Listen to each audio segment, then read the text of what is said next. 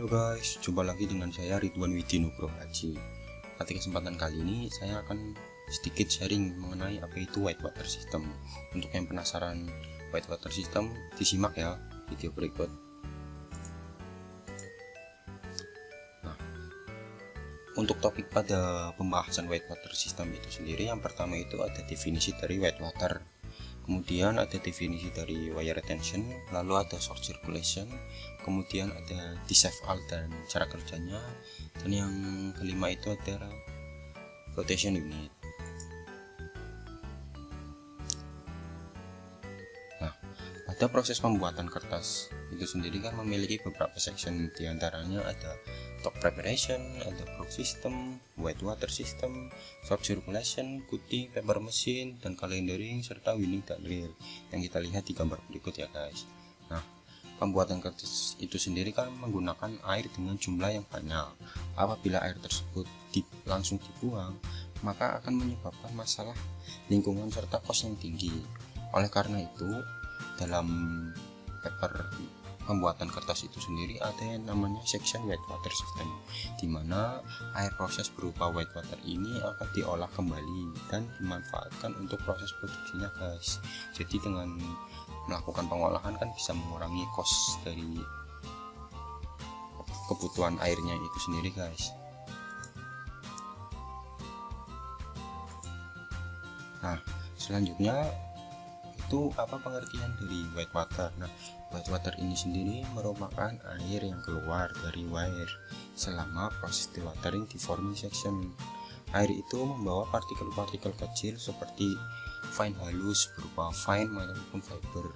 Ada juga filler dan chemical additive yang tidak tertahan selama proses pembuatan kertas. Nah, itu yang dinamakan dengan white water. Nah, untuk jumlah material di dalam white water itu sendiri tergantung dari wire retention. Selanjutnya, wire retention itu apa? Wire retention itu adalah banyaknya jumlah material padat di dalam stok yang keluar dari headbox yang ada di lembaran kertas yang meninggalkan wire section. Besarnya wire retention itu bergantung dari berapa banyak jumlah material halus yang ada di dalam stok pada awalnya dan apakah digunakan bahan kimia retention ataupun tidak. Nah, untuk rata-rata lubang wire, untuk satu lubang wire itu adalah 70 mm. Ketika ukuran material stok itu lebih kecil dari lubang tersebut, maka stok tersebut akan lolos dari wirenya guys. Selanjutnya itu ada retention rate, dimana karena begitu mudahnya partikel fine lolos dari penyaringan dewatering di wire, maka perlu ditambahkan retention agent, dimana retention ini berfungsi untuk mengikat partikel fine ke fibernya. Retention agent yang umum digunakan adalah kationic polymer bermuatan tinggi atau high charge. Sering juga dikombinasikan dengan anionic polymer dengan muatan yang rendah atau low charge ya guys. Selanjutnya ini adalah kurang lebih ada flow dari white water tersebut, dimana untuk alirannya itu ada dua, dimana ada short circulation maupun long circulation. Pada long short circulation itu adalah siklus aliran white water dari wire silo yang dipompakan ke sistem pembersihan stok berupa cleaner, regulator maupun mesin screen ke headbox dan kembali ke wire silo guys. Jadi di short circulation ini sendiri stok atau white water yang jatuh menuju wire bitnya itu langsung akan dilakukan pembersihan guys. Setelah itu kemudian langsung dialirkan menuju ke arah headboxnya guys. Apabila konsistensi white water ini tidak stabil, maka terjadi fluktuasi fine dan filler yang terkandung dalam sistemnya. Ketidakstabilan ini akan menyebabkan terjadinya perubahan properties kertas yang dibuat. Contohnya bisa basis white, warna, kekakuan kertas guys. Selanjutnya, semakin banyak fines di dalam sistem wet water, maka hambatan air untuk keluar dari bahan juga semakin banyak guys. Akibatnya proses dewatering deformation itu akan lambat, dikarenakan fine ini sendiri akan mengisi rongga-rongga pada wire-nya guys, sehingga kan air dari wet water itu sendiri kan susah untuk mengalirnya ya guys.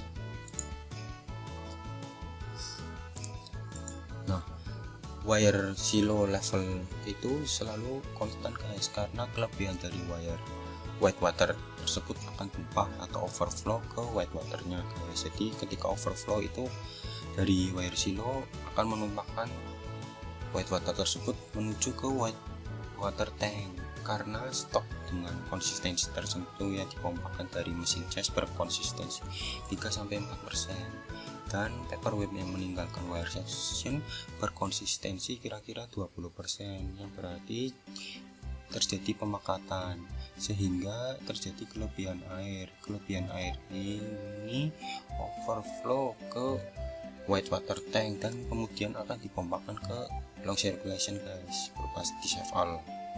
Nah, tumpahan white water dari wire silo kan dikumpulkan menuju white water tank. Kebanyakan white water ini dikontrol digunakan untuk membantu konsistensi kontrol di dalam stock operation, dan kelebihan white water dikirim menuju dissolved untuk mengambil kembali fine di dalam well waternya.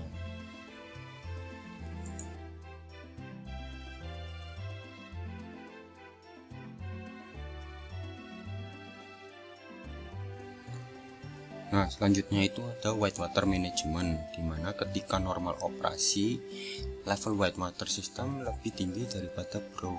Nah, brok itu kita tahu kan, brok itu merupakan kertas yang tidak menjadi produk final dan digunakan kembali dalam proses pembuatan kertas, sehingga pada normal operasi kan otomatis broknya itu relatif sedikit, makanya white water levelnya itu lebih tinggi.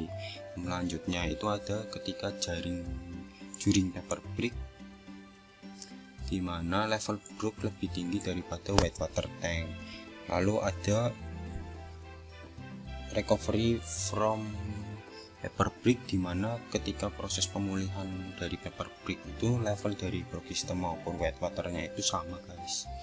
Lalu ada restore to normal, dimana ketika pulih menuju normal itu sendiri maka level white waternya itu lebih tinggi daripada brok. Jadi ketika pulih dari menuju normal itu sama dengan normal operasi ya guys.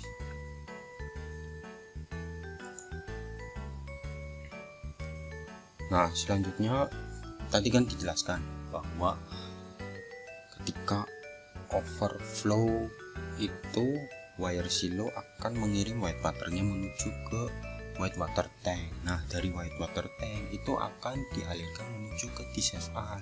Dissolved ini akan memisahkan antara stok dengan white waternya, dengan airnya guys.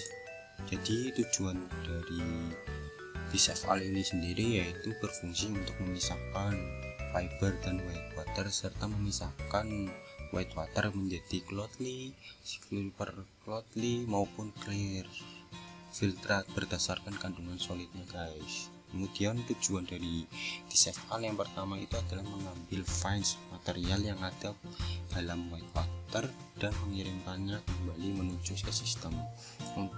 Kemudian ada untuk membersihkan white water yang digunakan kembali dalam proses. Selanjutnya itu adalah untuk mengurangi jumlah solid yang akan dikirim menuju effluent treatment guys. Nah, untuk cara kerja dari dissolved itu sendiri, yang pertama stok akan masuk ke inlet box dissolved dan overflow ke dalam filtered vat. Stok flow dan putaran disk adalah berlawanan satu sama lain. Ini untuk menjaga stok menebal di dalam vatnya guys. Kemudian ketika filter masuk ke dalam larutan suspensi di dalam filter vat, cairan larutan suspensi melewati permukaan filter dan meninggalkan lapisan tipis di permukaan filter segmennya. Air yang keluar dari penyaringan ini banyak mengandung fiber atau clothing. Setelah segmen terendam penuh, aliran yang melewati segmen tersebut akan menciptakan vakum di segmen yang dilapisi fiber di permukaannya, atau kita sebut sebagai droplet.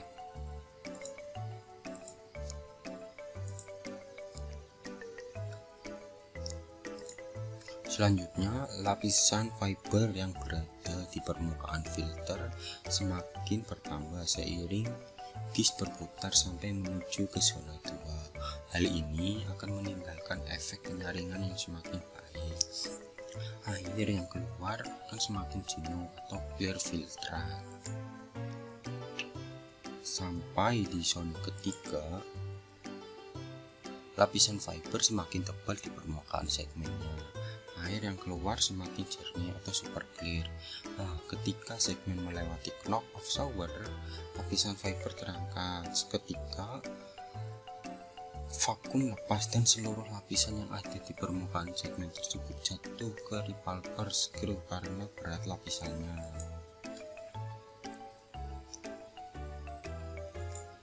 Lapisan fiber yang jatuh ke screw repulper diencerkan dengan white water dan dikirim melalui perputaran screw ke pulp tank, guys.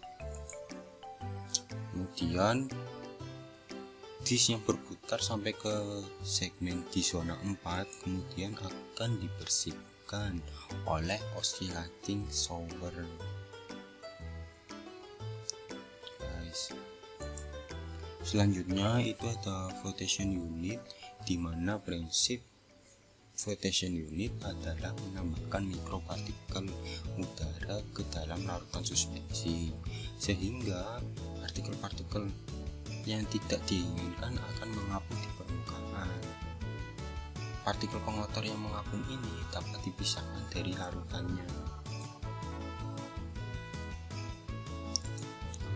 Untuk membuat partikel udara ini, maka udara dilarutkan terlebih dahulu dengan air. Supaya udara bisa larut dalam air, maka udara ditekan ke dalam air yang bertekanan yang cukup tinggi. Larutan tersebut dipompakan di dalam dissolving tube dengan tekanan 4-5 bar dengan sudut tertentu sehingga terbentuk aliran di dalam dissolving tube. Pada aliran yang berputar ini diinjeksikan udara yang bertekanan 5-6 bar sehingga udara tersebut larut di dalam air. Kelebihan udara akan dikeluarkan di bagian tengah dari larutan yang berputar dengan gaya sentrifugal. Ketika udara yang larut di dalam air dicampurkan dengan larutan yang akan dibersihkan, membuat udara terlarut menjadi mikropartikel udara. Mikropartikel udara ini akan terperangkap dalam reaksi kontaminan di dalam air dengan bahan kimia membentuk vlog besar yang mengapung di atas larutannya.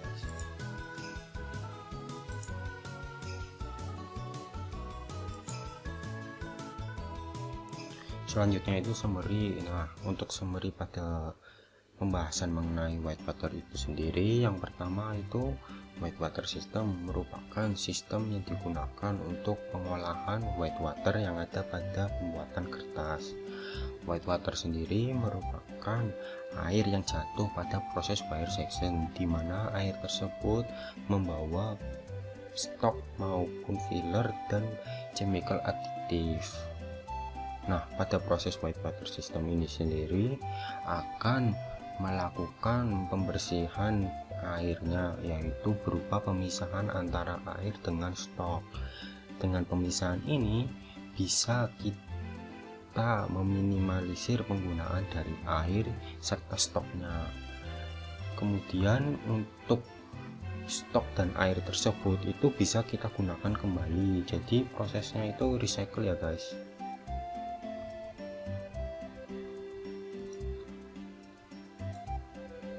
Sekian, mungkin itu saja penjelasan dari saya. Semoga ilmunya bermanfaat. Kurang lebihnya mohon maaf. Sampai berjumpa di next video berikutnya. Bye bye.